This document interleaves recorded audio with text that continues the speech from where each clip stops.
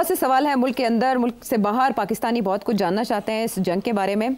शाहिद अमीर गुराया जर्मनी से क्या जानना चाह रहे हैं? क्या कन्वेंशनल वॉरफेयर और सोशल मीडिया इंफॉर्मेशन वॉरफेयर का आपस में गहरा ताल्लुक है? क्या हकीकी जंग में एक दूसरे को कितना इन्फ्लुएंस करते हैं? अगर करते हैं तो क्या चेयरमैन पाबंद सलासल और उनकी कहे जाने वाली जो सोशल मीडिया वॉरियर टीम है, उन्होंने हालिया इंडिया पाकिस्तान की जंग में कितना किरदार अदा किया है? पाकिस्तान के हुकूमती दफाई और बयानिए को और फ़ौज पाकिस्तान के बयानिए को बिल्ड करने के लिए क्या उनमें इतनी खसूसियत हैं, क्या उनमें इतना डिसिप्लिन है कि वो कोई ऐसा हुकूमती दफाई बयानिया बना सकते हैं? इस सवाल का जवाब चाहिए।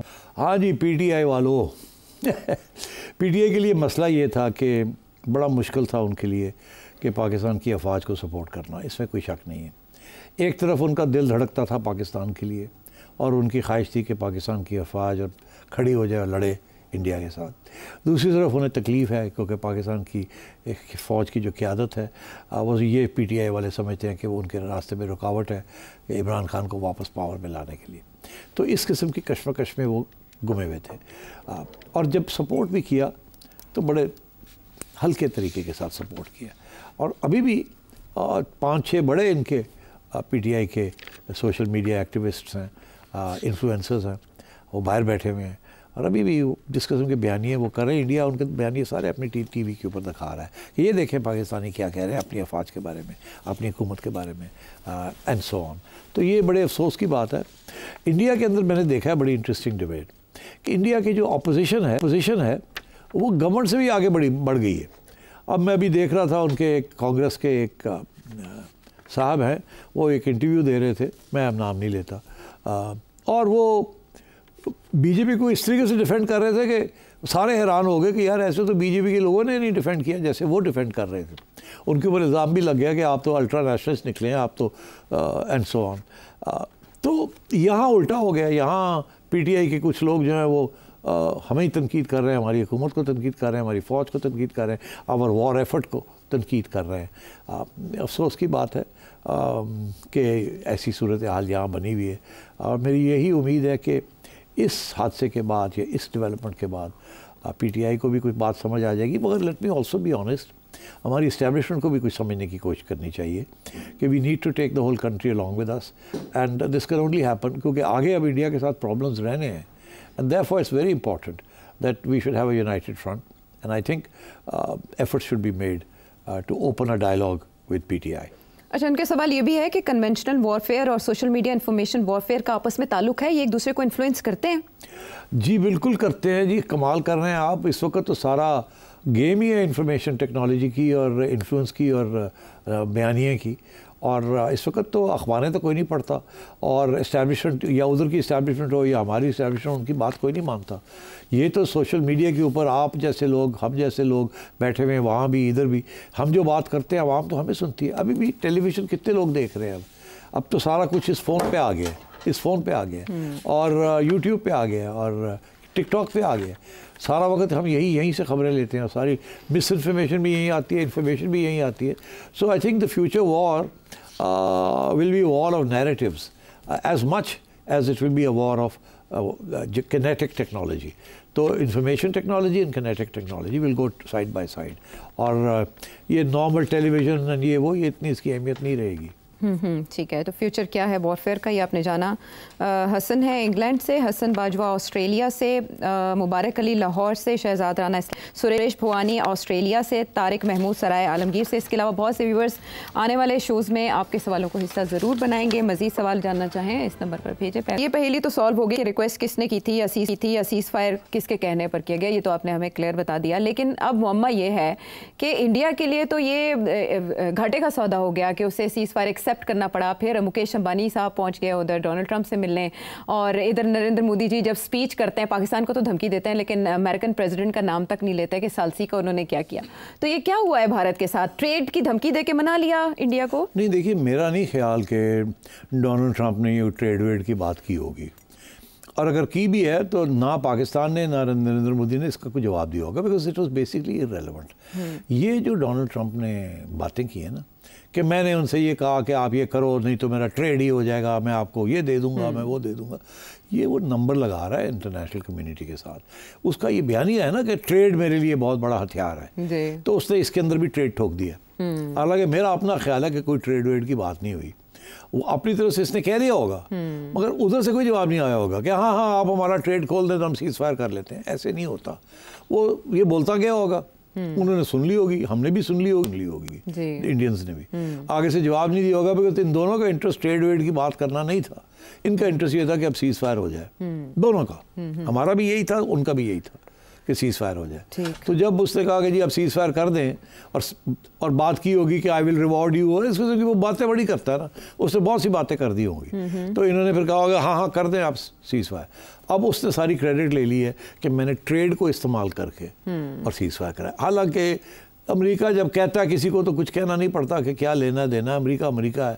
अमेरिका ने इंडिया को कहा यार बस करो, इंडिया ने कहा अच्छा जी, पाकिस्तान ने कहा बस करो, अच्छा जी, दोनों ने कहा हम भी यही चाहते हैं बस करें। बेसिकली ये हुआ है। तो और ये वही डोनाल्ड ट्रंप ने जिसने शुरू में ये कहा हाँ 1500 साल पुराना है कजिया, खुद ही सॉल्व कर लेंगे, कर लेंगे आप। तो इन दी एंड आके सारी क्रेडिट ले गए।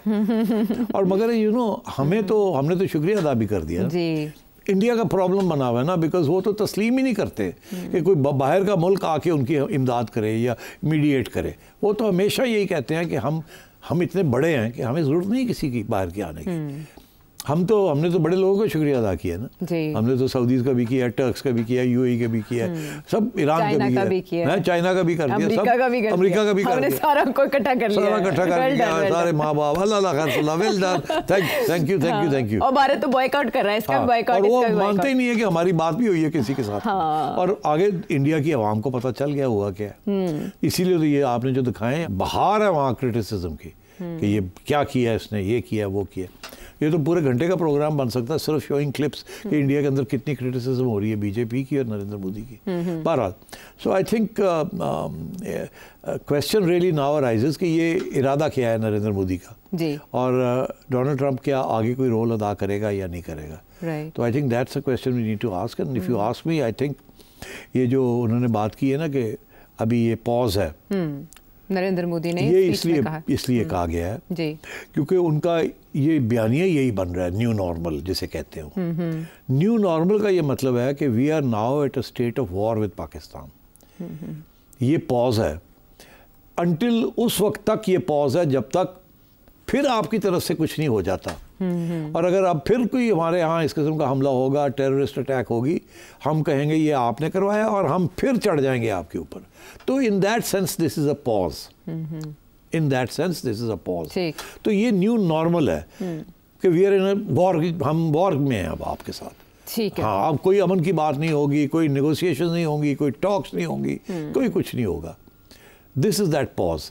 मगर इसमें यह भी है ना कि किसी स्टेज पे भी कोई फॉल्स फ्लैग ऑपरेशन करके इंडिया फिर हमला कर सकता है आप पे। और इसके अंदर आयशा जो दो मेन इश्यूज खड़े हो गए ना कि ये एस्केलेशन, पहले उरी में आपने सो कॉल्ड स्ट्रेटेजिक स्ट्राइक्स की थी, जैसे आपको 1-2 किलोमीटर पाकिस्तान क्रॉस करके अंदर आ गए, आपने ठाठू करके भगत वापस चले गए, शोरा जी हमने स्ट्रेटेजिक स्ट्राइक्स कर दी।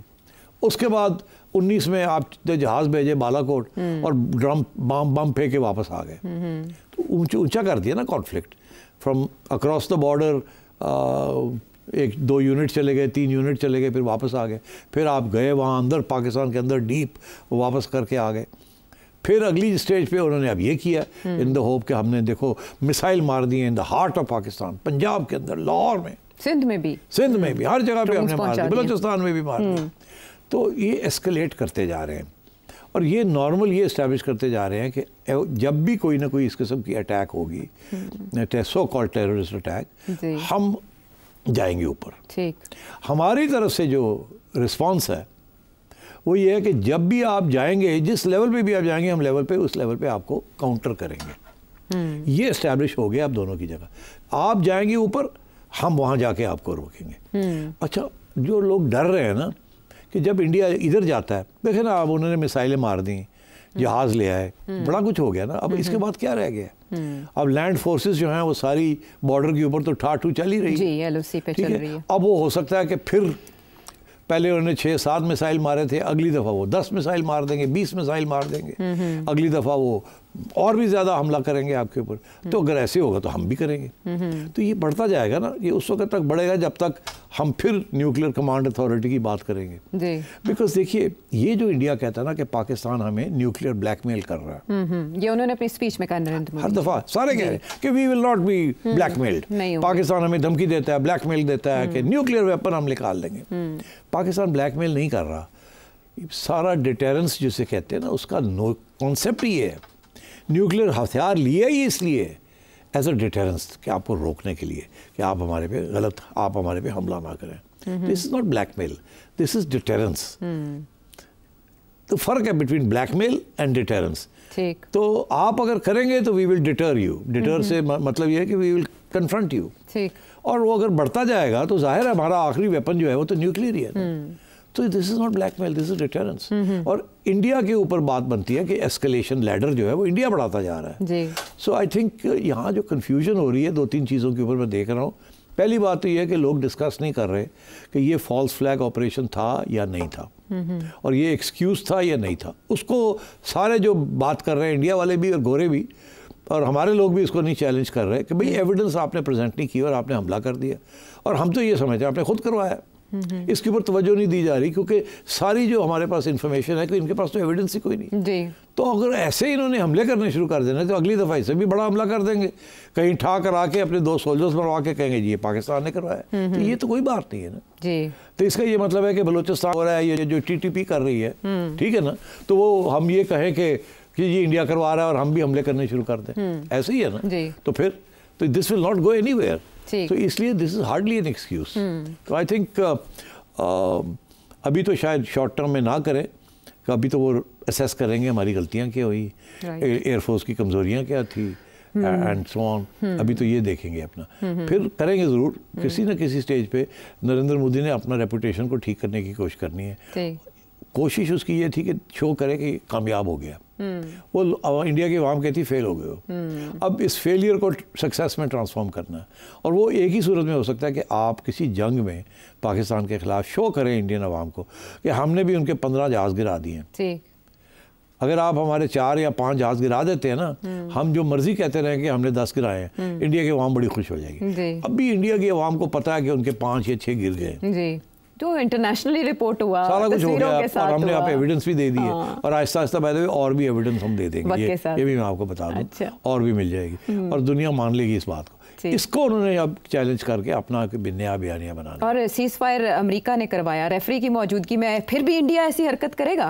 नहीं, वो देखिए ना, वो तो हमेशा पहले भी तो उसने ये हरकतें ऐसी की है ना, तो वो करेगा। मैं बिल्कुल आपसे कह रहा हूँ वो करेगा। ठीक है। ये न्यू सारा इंडिया के अंदर ये एक पूरा एक महाज बना हुआ है। हाँ। कि जी पाकिस्तान को सबक सिखाया जाए। मगर वहाँ आप लोग जो है वो कहना शुरू कर दिया ये पाकिस्तान की बात नहीं हो रही। हाँ। बच्चों पिछले चाइना विच बड़े है ये हुण तुसी पाकिस्तान नाल लड़ाई नहीं कर रहे, पाकिस्तान चाइना दे नाल लड़ाई कर रहे हो। और चाइना ने पहली दफ़ा इतने क्लियर कट टर्म्स में वाजे कर दिया है कि sovereignty and integrity of Pakistan will be defended by China. तो और इंडिया को समझ नहीं आ रही है हुआ क्या है। हाँ। और इंडिया को अभी ये भी समझ नहीं आ रही कि डोनाल्ड ट्रंप जो उनके साथ एक लाए हैं, मुख्तलिफ इत्तेहाद में शामिल हैं, वो क्यों कह रहे हैं एप्पल के CEO को कि आपने इंडिया नहीं अपना कारोबार मुंतकिल करना। ये भी इंडिया के लिए एक शौक की हैसियत